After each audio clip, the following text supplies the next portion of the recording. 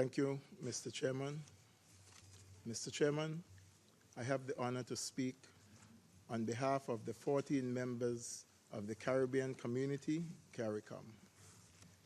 CARICOM delegations congratulate you on your election to guide the work of this third session of the Preparatory Committee for the 2020 Review Conference of the parties to the Treaty on the Non-Proliferation of Nuclear Weapons. We express our confidence in you and your ability to steer our work to a successful conclusion. CARICOM assure you of our cooperation. Mr. Chairman, CARICOM member states and with the rest of the world, joined with the rest of the world, as we are aware of the unparalleled harm and destruction that nuclear weapon can pose to humanity. We therefore have a long-standing policy of total elimination of nuclear weapons in line with the 3 pillars of the Treaty on Non-Proliferation of Nuclear Weapons: disarmament, non-proliferation, and the guarantee of peaceful use of nuclear energy. CARICOM's commitment to nuclear disarmament and non-proliferation is further embodied in the participation of all of its member states in the Treaty of Tlatelolco, which in turn established the agency for the prohibition of nuclear weapons in Latin America and the Caribbean. It is a source of satisfaction and pride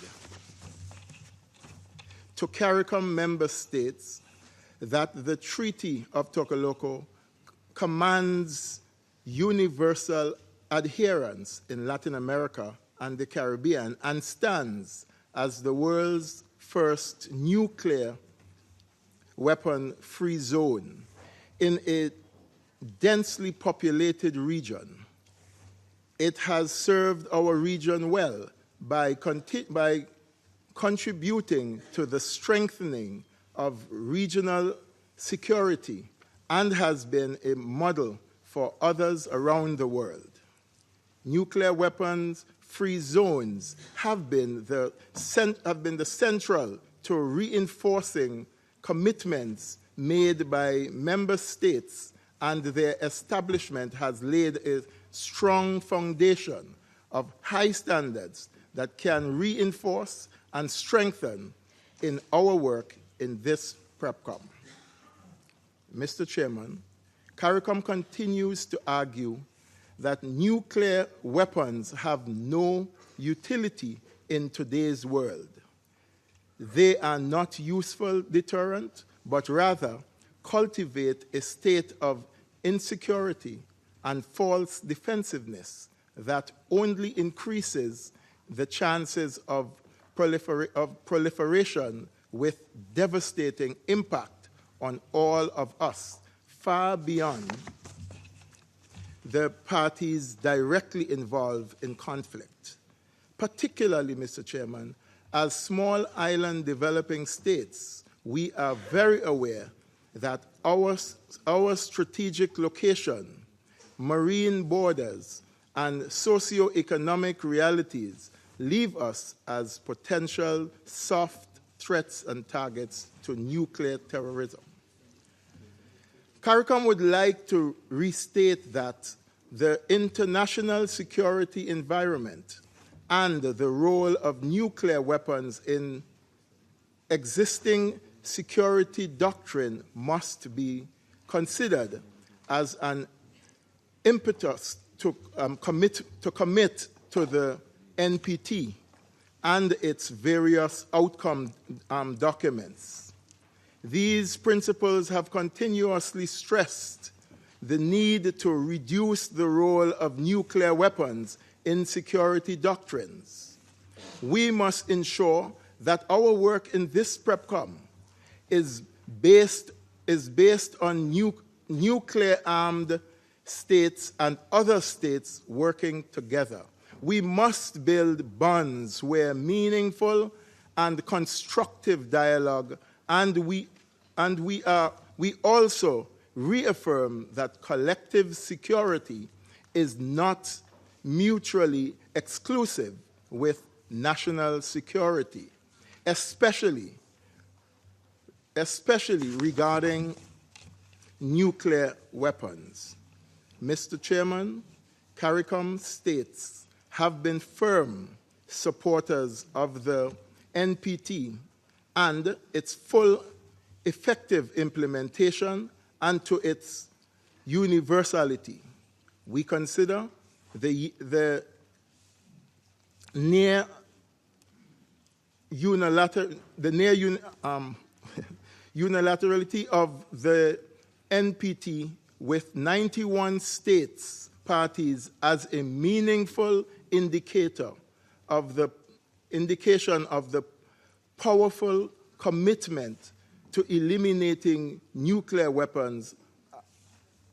We call on the small number of states that have not yet done so to accede to the treaty and place their facilities under comprehensive IAEA safeguards. We recognize, Mr. Chairman, that we are working towards the 10th review conference in 2020 under the burden of the last 9 conferences, where most of the non-nuclear weapon states were dissatisfied with the failure of the nuclear weapon states to meet their obligations. This cycle, we do have some spark of optimism due to the fact that in 2017, the United Nations General Assembly adopted the treaty on the prohibition of nuclear weapons. The vast majority of NPT states engaged constructively in the process to legally ban nuclear weapons in the part as a means of compliance under the Article 6 obligations. The negotiations of the TPNW was a response to the deep concern expressed by states parties at the catastrophic humanitarian consequences of any use of nuclear weapons. CARICOM welcomes, Mr. Chairman, this landmark step as we recognize the grave humanitarian consequences of nuclear detonation and the wide-ranging effects of such an occurrence. We remain convinced in the interest of the very survival of humanity that nuclear weapons are never to be used again under any circumstances. And we continue to urge all member states to sign and ratify the PTNW to ensure its entry into force. Mr. Chairman, we are concerned about the movement of hazardous waste and radioactive material through our region as it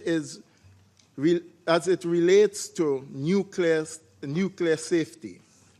As a result, all member states have included safeguard agreements with the IAEA, and in number have signed the additional protocol.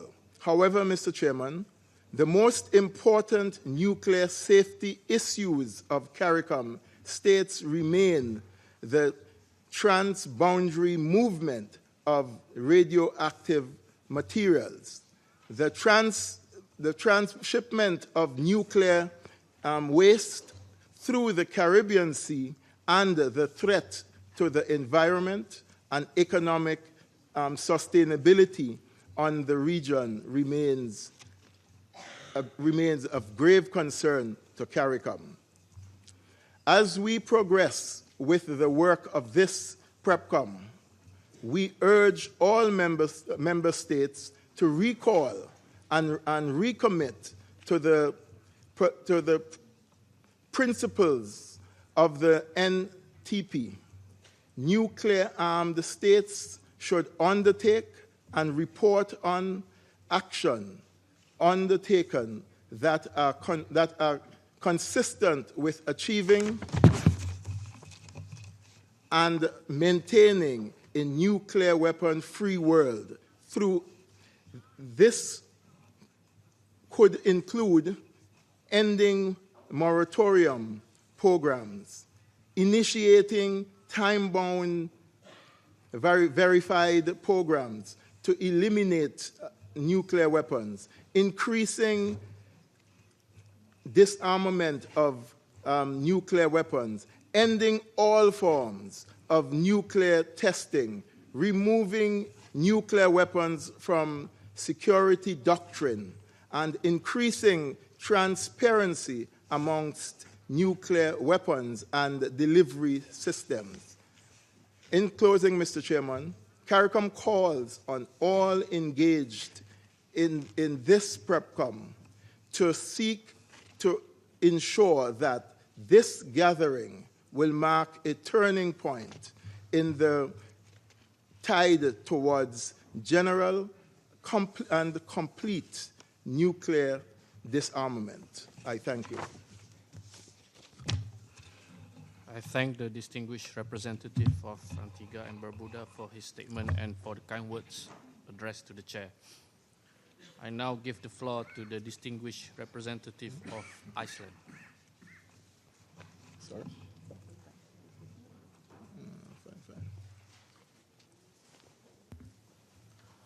Thank you, Mr. Chairman. Iceland joins all